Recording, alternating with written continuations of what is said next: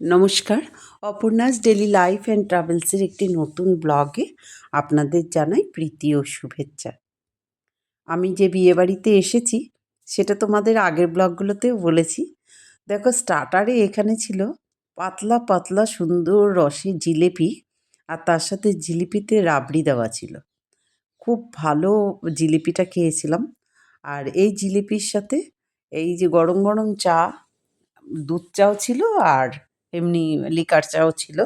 দুটো চাই অবশ্য চিনি দেওয়া ছিল, আমি চিনি দেওয়া চা অতটা পছন্দ করি না। যাই হোক, খেলাম। এই হচ্ছে কনের মা। এ কনে নয়, এই কনের মা, বুঝেছো? খুবই কম বয়স, এই আমার বৌদি।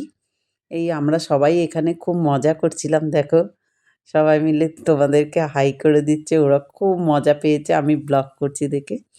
আর এইখানে ছিল পান ছিল, আর কুলপি ছিল। খুব মানে সুন্দর একটু পানের ব্যবস্থা ছিল, কুলপি ছিল। আমি একটু গরম চা নিয়ে নিলাম। গরম চা খেয়ে তোমাদের সাথে ব্লগ করতে চলে এসেছি। ভীষণ একটু ঠান্ডা ঠান্ডা মতো ছিল, গরম চা খেয়ে নিলাম। আর এই দাদা দিদির সাথে খুব ভালো লাগছিল। আমার এটা একটা ভাইয়ের শ্বশুর শাশুড়ি। ওনারা খুবই ভালো, ওনারা ধুবুলিয়ায় থাকেন। আমার সাথে অনেক গল্প করছিল।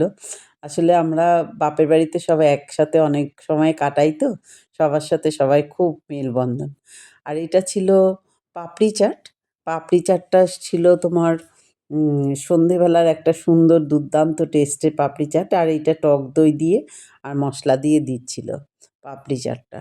আলু দিয়ে বেশ সুন্দর করে তৈরি করছিল মেয়েগুলো। ভীষণ ভালো লাগছিল। আর সবাই আমরা নিয়ে নিলাম, একটু পাপড়ি চাটও নিয়ে নিলাম, নিয়ে খেলাম। চা খেলাম, পাপড়ি চাট খেলাম। তারপরে আমি চলে এলাম মূল খাবার জায়গাতে। এই খাবার জায়গাতে ছিল নান, দেখো কি সুন্দর। আর ছিল এই ডাল মাখানি, প্লেন ভাত ছিল, পাতুরি খাওয়ার জন্য। আর এই পাতুরি ভেটকি মাছের পাতুরি ছিল। আর ছিল বাসন্তী পোলাও আর মটন। মটনটা তো খুব সুস্বাদু হয়েছিল। জানো তো, আমরা যখন গিয়েছিলাম সকালবেলা, তখন এইখানে মটন কেটে এই বিয়েবাড়িতে বসেই রান্না হচ্ছিল।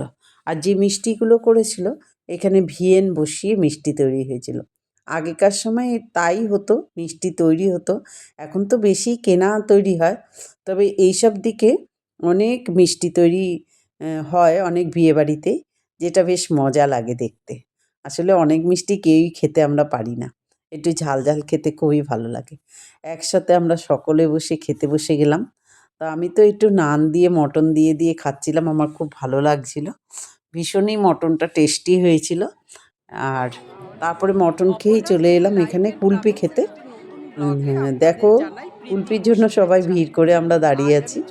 তো এই কুলপি দাদা কেটে দিচ্ছিল ফালুদা দিয়ে, আমার দাদারাও সবাই নিচ্ছিল। তোমাদের হাঁড়িটা দেখাচ্ছি, দেখো পেতলের কত বড় হাঁড়ি। এত বড় হাঁড়িতে বরফ দিয়ে কুলপি জমিয়ে রেখে দিয়েছে। আর দাদা এখানে এই সমস্ত কুলপি বার করে কেটে কেটে সবাইকে একটা একটা করে দিচ্ছে। আর পানের পর্বেও এসে গেছিলাম, পানও খেয়ে নিয়েছি একটু। এখানে বিয়েবাড়িটায় আমার বাপের বাড়ির সবাই ছিল তো, আমার খুব মজাই লাগছিল সবার সাথে একসাথে। বোনেদের, ভাইদের, মেয়েরা সব কত বড় বড় হয়ে গেছে, সবার সাথে একসাথে দেখা হওয়া একটা বিশাল একটা আনন্দের বিষয়। আর কি বলবো, জায়গাটাও অনেকটা দূরে। আমি অনেক ক্যাপশনেই লিখেছি অনেক দূর বিয়েবাড়ি। তোমরা অনেকেই জানতে চেয়েছো যে বিয়েবাড়িটা কোথায়। কৃষ্ণনগর থেকে চাপড়া যেতে হবে। এইটা অনেকটা হৃদয়পুর বাংলাদেশ বর্ডারের অনেকটা আগে। আমরা বর্ডারের কাছেও গিয়েছিলাম, খুব ভালো লাগছিল পরিবেশটা। চারিদিকে ধুধু মাঠ, কোথায় কোথায় গাঁদা ফুলের বাগান রয়েছে। আমি অন্য ভিডিওতে তোমাদের সেই বেরিয়ে আসা জায়গাগুলো না দেখাবো, আমি সব ছবি তুলেছি। আজকে প্রধানত আমি বিয়েবাড়ির সব কর্মকাণ্ড, আনন্দ, এইসবই সব তোমাদের কাছে তুলে ধরছি। আর কুলপির জায়গাটা থেকে কিছুতেই সরছে না কেউ। এত টেস্টি লাগছে এই কুলপিটা খেতে। আমরা তো একটা দুটো করে কুলপি প্রত্যেকেই খেয়েছি। এত সুন্দর কুলপিটা খেতে, এর মধ্যে আবার ফালুদাও দিয়ে দিচ্ছে, খুব ভালো লাগছে খেতে। বন্ধুরা, আজ এই পর্যন্ত, দেখা হবে নতুন ব্লগে।